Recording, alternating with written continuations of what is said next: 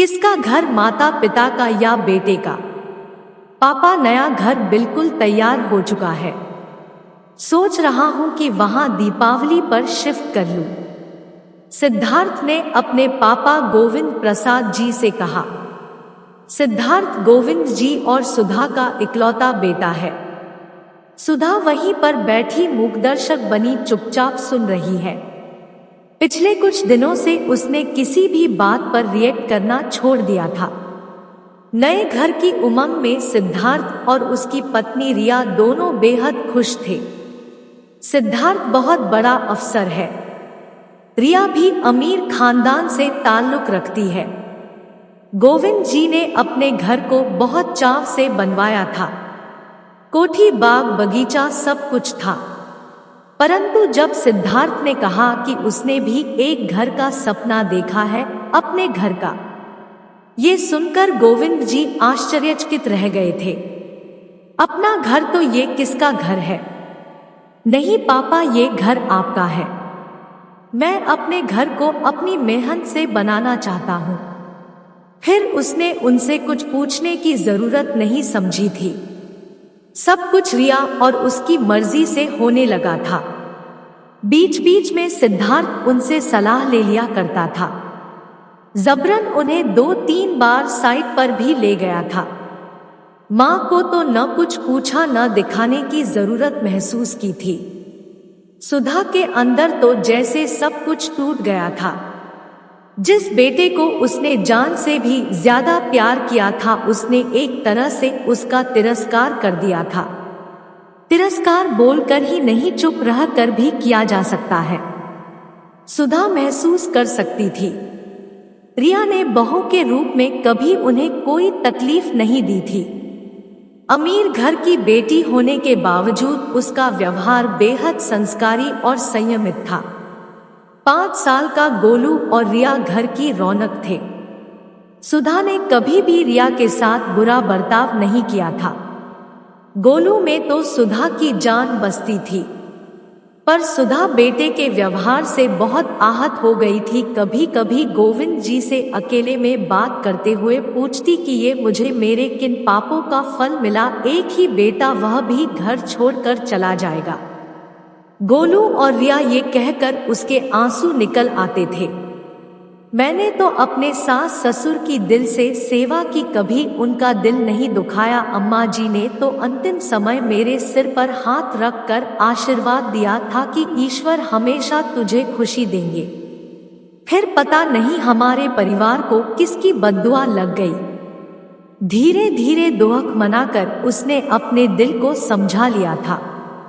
गोविंद जी उसे समझाते कि तुम्हारा जब मन करे वहां चली जाना।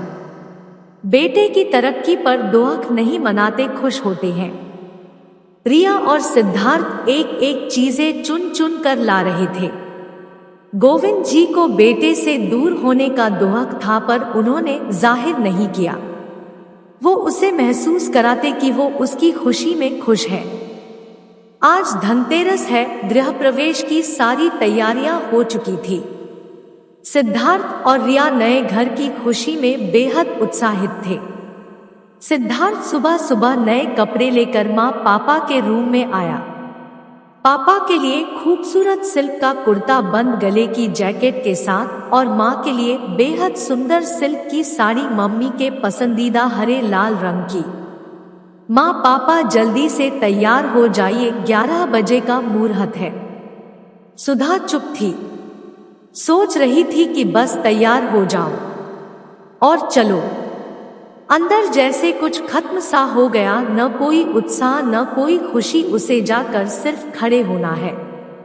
गोलू आकर उसके गले से झूल गया। दादी माँ, आप मेरे साथ चलोगी ना? आंखों में आंसू भरकर उसने गोलू को छाती से चिपका लिया।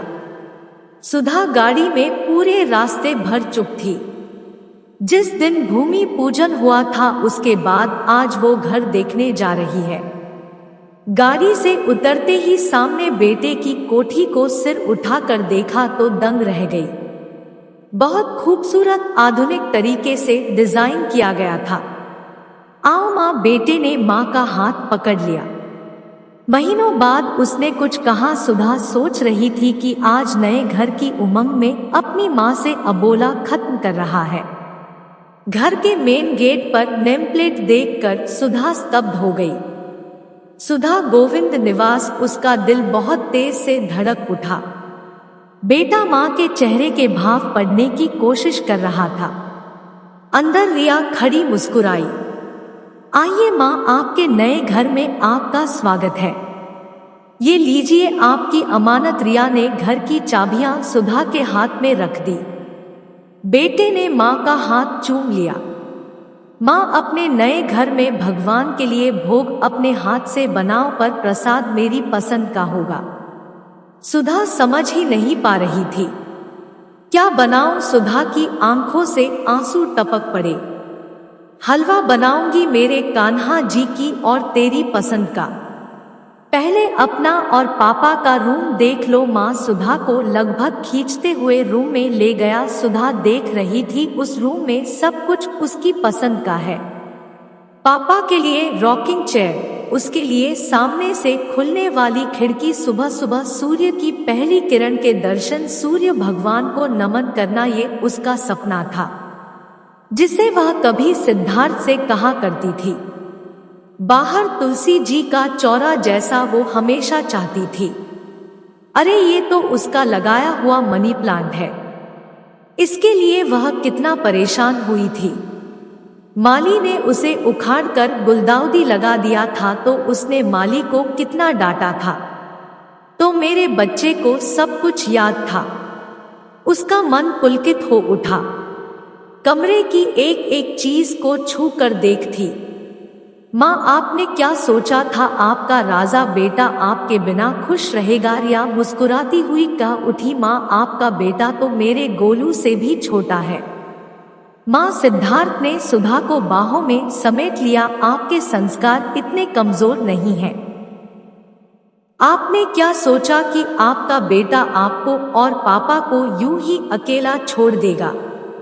नहीं माँ, वो घर मेरा है जो पापा ने मुझे दिया, और ये घर आप दोनों का है जो मैंने आपको दिया है। गोविंद जी आश्चर्यचकित थे। पर बेटा, परिवार तो 2 हिस्सों में बंट जाएगा ना? कैसे बंटेगा पापा?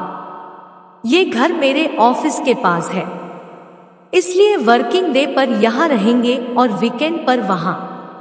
मैं दादी माँ के पास ही सोऊंगा। ऐसा कहकर गोलू दादी के आंचल में छिप गया। सुधा आंखों में खुशी के आंसू लिए अम्मा जी का हाथ अपने सिर पर महसूस कर रही थी। ऐसे ही और वीडियो के लिए हमारे चैनल को सब्सक्राइब करें।